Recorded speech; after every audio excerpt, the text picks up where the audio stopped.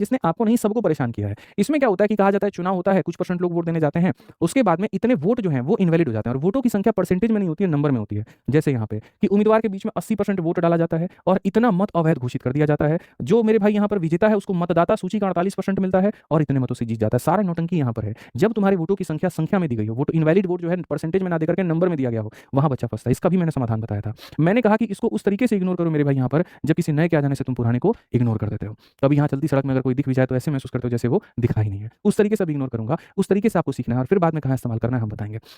ठीक है, तो अगर हम देखें तो जैसे मान लीजिए कि टोटल वोट है, टोटल वोट हमारे सामने मेरे भाई यहाँ पर कुछ है। इस वोटों में से अगर हम देखें तो 80% लोग वोट देने गए हैं, यानी सेंटर पर इतना लोग पहुंचे हैं। भूल जाओ कि कितने लोगों का वोट बेकार था, गोली मारो ना, ले जाओ साइड में उसको दफना दो गड्ढा खोद के। किस बात पर फोकस करो? इस बात के ऊपर में कि मतदाताओं में से 48% मेरे भाई जो विजेता है, जीतने वाले को 48 मिला है, इसका 48% यानी इतना मिला है, तो हारने वाले को कितना मिलेगा? 80 में से 48 चला गया तो इतना मिलेगा। तो कितने वोटों से ये जीता होगा? तो मेरे भाई यहाँ पर कितने से? 16 से 48 में से 32 घटा दो, इतने से ये जीता है। अगर इतने से जीता है तो ये जीत किसके बराबर है? तो इनका डिफरेंस मेरे भाई यहाँ पर इनके डिफरेंस के बराबर होता है, इनके डिफरेंस के बराबर। अब उस एक्स का इस्तेमाल करो, अब उसका इस्तेमाल करो, इनका अंतर इनके अंतर के बराबर। इनका अंतर कितना भाई? 960। तो मेरे भाई यहाँ पर 960। अब एक बात बताओ, यहाँ पर इसका मान देखोगे तो 60 है, एक्स का मान 60, तो 60 × 100 कितना हो जाएगा? 1000।